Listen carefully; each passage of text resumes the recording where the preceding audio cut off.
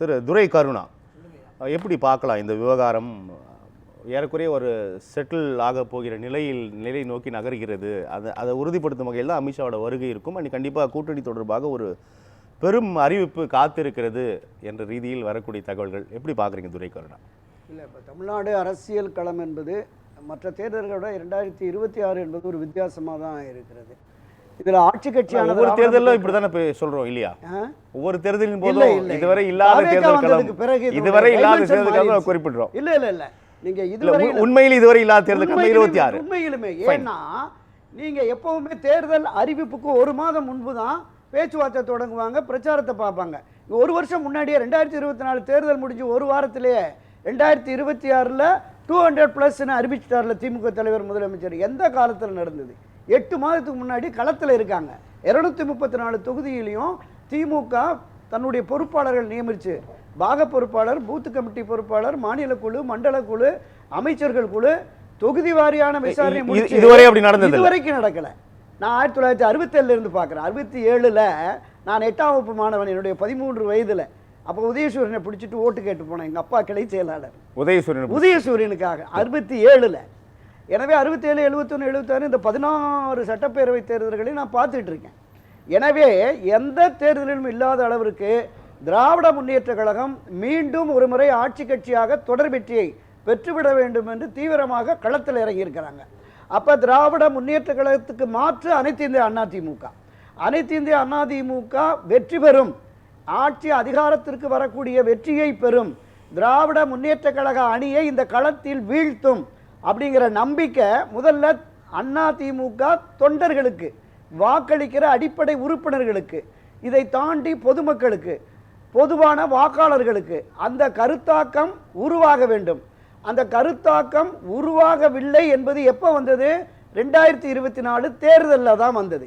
அப்போ கட்சியினுடைய மூத்த முன்னோடிகளே இந்த நிலைப்பாடு என்பது, திரு OPS வெளியில் போனது, திருமதி சசிகலா அவர்கள் வெளியில் போனது, அமமுக என்ற தனி கட்சியை தொடங்கி அவர் போனது, இதெல்லாம் காலமெல்லாம் இரட்டலைக்கு வாக்களித்த வாக்குகள். எனவே இவைகள் பிரிந்து நின்றால் வெற்றி சாத்தியமில்லை என்கிற எண்ணமும் கருத்தாக்கத்தின் அடிப்படையில் தான் அவங்க 6 பேர் வந்தாங்க. அது பழைய கதை, முடிஞ்சு போயிடுச்சு. இப்போவும் அண்ணா திராவிட முன்னேற்ற கழகமும் பாஜகவும் கூட்டணி அமைத்து விட்டது, NDAவும் அதிமுகவும் ஜெல் ஆயிடுச்சு அப்படிங்கிறோம். ஆகலைங்கிறேன். ஏன்னா நீங்க கூட்டணியை உறுதிப்படுத்திட்டு இந்த 170 சொல்லிடுறேன். ஒவ்வொரு ஊரா போய் பாரதிய ஜனதா கட்சிக்கு எதிரான சித்தாந்த தத்துவார்த்த ரீதியிலான எதிரிகளை எல்லாம் திரு எடப்பாடி அழைச்சார்ல.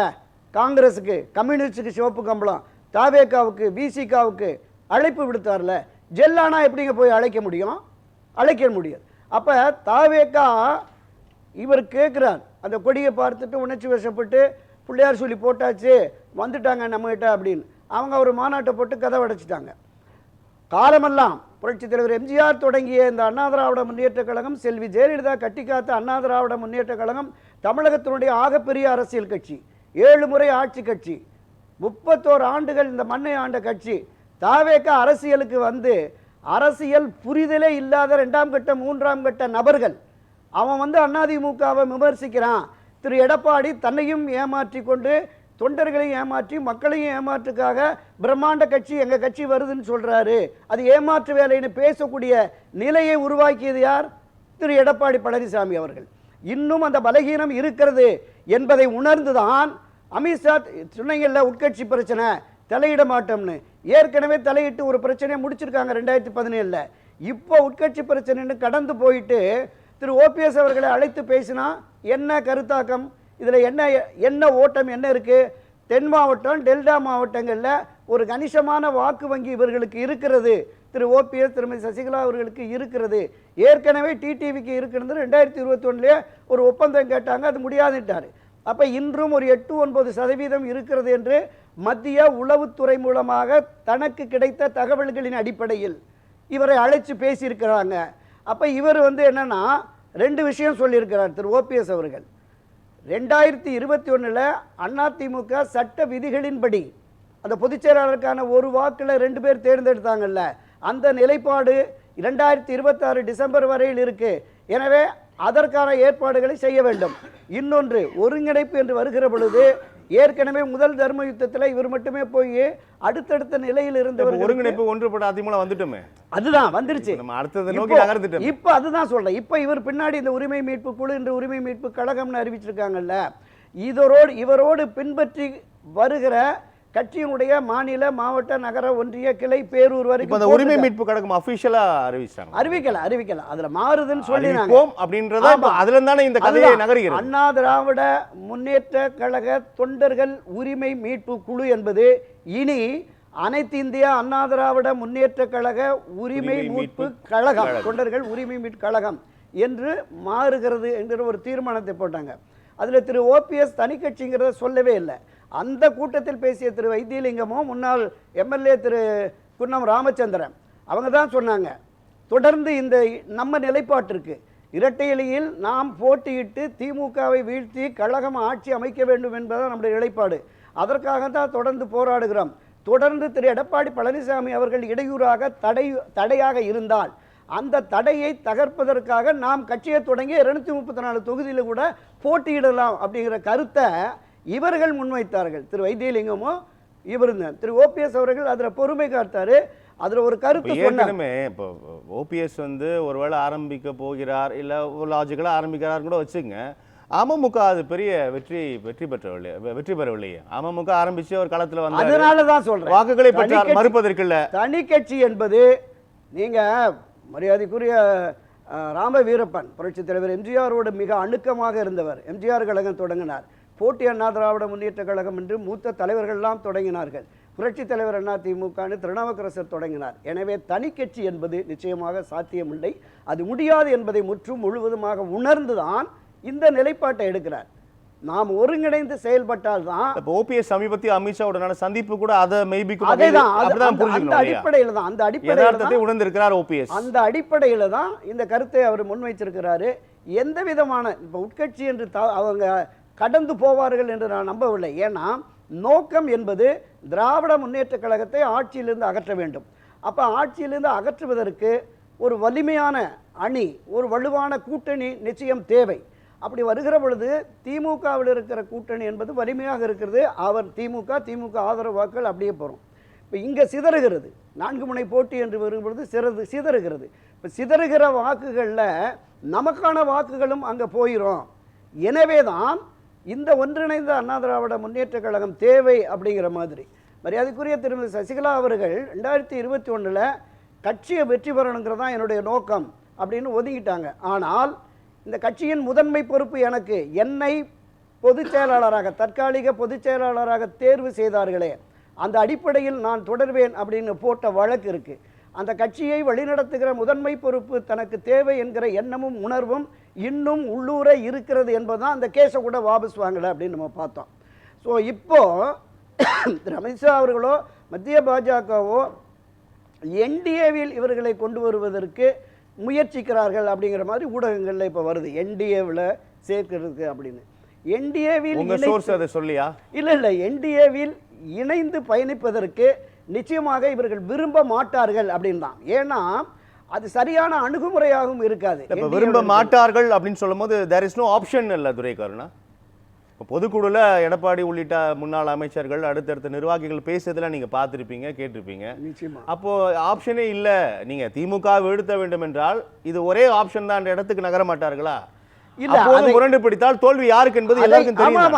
அதை அமித்ஷாவை அந்த பாஜகவினுடைய அந்த என்டிஏ தலைமையும் இங்கு தமிழகத்திற்கு தலைமை வகிக்கிற திரு எடப்பாடி பழனிசாமி அவர்களும் அதை முற்றும் முழுவதுமாக உணர வேண்டும். அப்படி தமிழகத்திற்கு தலைமை வகிக்கிற தமிழக தேர்தல் தானே, நிச்சயமா தமிழக தேர்தல் தான். அவர் தான் எல்லா முடிவு எடுக்கணும். யார் இங்கே வர வேண்டும், யார் வரக்கூடாது என்பது அவர் தான் முடிவு எடுக்கணும். அதிகாரம் கொடுத்துட்டாங்களே. ஆமா, முழுக்க அதிகாரம் கொடுத்துட்டார் அவர் தான். அதுல எந்த மாற்று கருத்துமே இல்லை, அதுல நம்ம மாற்று கருத்தே சொல்லல. ஆனால் இந்த நிலைப்பாடு என்பது இந்த தேர்தலில் வெற்றியை தேடி தருமா, அதுதான கேள்வி. நீங்க கட்சியில் இருக்கிற மேல்மட்டத்தில் இருக்கிற செயற்குழு ஏன் தேடி தராதுன்னு கேட்கிறேன். ஏன் தேடி தராது? ஒன்றுபட்ட அதிமுக அந்த நபர்கள் வெளில வராங்க, அதுதான் சொன்னேன். வேறு பேருந்தில் ஒன்னாதான் பயணிக்க போறாங்க, என்ன பிரச்சனை வரும்? இல்ல இப்ப டெல்டா மாவட்டம் தென் மாவட்டங்கள்ல இருக்கிறதுல திரு ஓபிஎஸ் ஆதரவாளர்கள், திருமதி சசிகலா ஆதரவாளர்கள் என்கிற நிலையை தாண்டி திரு எடப்பாடி பழனிசாமியின் எதிர்ப்பாளர்கள் இந்த 10.5% கொடுத்தாங்கல்ல பண்ணியிருக்கு 2021, அதற்கு இவர் மீதான அந்த எதிர்ப்பு இருக்குல்ல, அது இந்த முக்குலத்தோர் சமுதாயத்தையும் தாண்டி 106 எம்பிசி மிகவும் பிற்படுத்த சமுதாயத்தை சேர்ந்தவருடைய வாக்குகள் எதிரான நிலைப்பாடு இருக்கிறது. அப்போ இல்ல அது ஒன்றுபட்ட அதிமுக இருந்தா கூட அந்த எதிர்ப்பு இருக்க தானே செய்யும் துரைக்கண்ணா, இல்ல ஒன்றும் தவிர்க்க முடியாது. இல்ல அங்க திரு ஓபிஎஸ் திருமதி சசிகலா இவர்களுடைய ஆதரவு நிலைப்பாட்டில் இருக்கிற அவர்கள் இந்த அவர்களையும் ஒருங்கிணைக்கிற பொழுது அந்த மனமாற்றம் அவர்களுக்கு வந்து மீண்டும் அதிமுக ஆட்சி வர வேண்டும் என்கிற எண்ணமும் உணர்வும் அவர்களுக்கு நிச்சயமாக ஏற்படும். ஸோ அப்படிப்பட்ட ஒரு நிலை வேண்டும் அப்படிங்கிறது தான் அவங்களுடைய கருத்தாக்கமாக இருக்கிறது. திரு அமித்ஷா அவர்கள் தொடர்ந்து இந்த 15ஆம் தேதி வர்றாங்கிறாங்க, அதுக்கு பின்னாடி என்ன நிலைப்பாடுன்னு தெரியல. இவருமே 15ஆம் தேதிங்கிற 23 24ஆம் தேதியோ ஒத்தி வச்சிருக்கிறதா நமக்கு தகவல்கள் இருக்கிறது. அது கூட இப்போ இவ்வளவு பின்னணியோட தானே அமித்ஷாவோட தமிழகம் வருகை நான் புரிஞ்சுக்கலான்னு கேட்குறேன். ஆமாம். அதாவது அவர் மேற்கு வங்கம், தமிழ்நாடு இந்த ரெண்டுலையுமே ஆட்சி அதிகாரத்தை ஆட்சியில் இருப்பவர்களை அகற்றிவிட்டு என்டிஏ தலைமையிலான ஆட்சியை அமைக்க வேண்டும் அப்படின்னு பிரகடனப்படுத்தி இருக்கிறார்ல. அப்போ அதற்கான வியூகங்களை வகுப்பதற்கு தானே அவருடைய வருகைகள் இருக்கும். ஸோ அந்த கருத்தாக்கத்தின் அடிப்படையில் திரு அமித்ஷா உண்மையிலே இருக்கிற பொழுது நிச்சயமாக இந்த நிலைப்பாட்டை எடுப்பார் அப்படிங்கிற நம்பிக்கையோடு இருக்கிறாங்க. 24 நாடாளுமன்ற தேர்தலில் பாஜக தலைமையில் அதிமுக தலைமையில் இருந்த அந்த கட்சிகள் எல்லாமே இப்போ இயல்பாக வந்துடும். அதுதான் நான் சொல்ல வந்தேன். என்னன்னா என்டிஏ அணியில் பயணித்த பாட்டாளி மக்கள் கட்சி, இப்போ அப்பா கட்சி பையன் கட்சியின் கட்சி இல்லை, வேறு இருக்கிற சிறிய கட்சிகள் ஐஜேகே பாரிவேந்தரையோ அல்லது ஜான் பாண்டியனையோ அல்லது ஏசி சண்முகம் அவர்களையோ மற்ற யாரையுமே அழைத்து இவர் இன்னும் திரு எடப்பாடி பழனிசாமி அவர்கள் தேர்தலுக்கு ஒரு மாதத்திற்கு தேமுதிக ஏறக்குறைய உறுதியாகி விட்டிருந்த தகவல் அவங்களுமே இன்னும் ஆசிலேஷன் தான் இருக்காங்க. 9ஆம் தேதி ஜனவரி சொல்றேன்ட்டாங்க. இந்த பக்கம் அந்த பக்கம் மாறி துண்டு போட்டுக்கிட்டு இருக்காங்க. எங்கே சீட்டும் நோட்டும் அதிகமாக கிடைக்குதோ அங்கே போயிடலாங்கிற மனநிலையில் இருப்பாங்க. அது நம்ம கடந்து போயிடலாம். அப்போ இந்த நிலைப்பாடு என்பது நிச்சயமாக எதிர்வரும் 2026 தேர்தலில் திராவிட முன்னேற்ற கழகம், நான் சொன்னேன்ல, களப்பணியில் மிக தீவிரமாக இதுவரையிலும் இல்லாத அளவுக்கு ஈடுபட்டு ஒவ்வொரு அமைச்சருக்கும் 10 தொகுதி 15 தொகுதின்னு சொல்லி அவங்களுக்கு இன்சார்ஜ் கொடுத்து பண்ணிட்டாங்க. இப்போ நம்ம 2024 2021 இந்த தேர்தலினுடைய அந்த வாக்கு சதவீத கணக்கு அடிப்படையில் பார்த்தா ஒரு 8-10% குறைவாக இருக்கிறது. இந்த 8-10% தாவேக்காவை வரவழைச்சு நம்ம நிறைவேறலாம் அப்படிங்கிற மாதிரி திரு எடப்பாடி அவர்கள் எண்ணினார். அந்த கருத்தாக்கத்தில் இருந்தார். ஆனால் இப்போ அதுவும் இல்லைங்கிற பொழுது இதை எப்படி நாம் எடுக்கணும் அப்படிங்கிற அந்த எண்ணமும் உணர்வும் இவருக்கும் இருக்கணும். இதுல நாம இது தனிக்கட்சி உட்கட்சி விவகாரம் என்று கடந்து போகிற பாஜகவும் திரு அமித்ஷா அவர்களுமே நிச்சயமாக இதில் ஒரு தெளிவான முடிவை எடுப்பார்கள். இல்லைன்னா ஒரு மிகப்பெரிய சிக்கல் தான் இந்த உட்கட்சி விவகாரம் என்று கடந்து போகவில்லை, அடுத்த கட்டத்தை நகர்த்துறார்கள் அப்படின்னு நம்ம புரிஞ்சுக்கலாம் இல்லையா? ஆமா.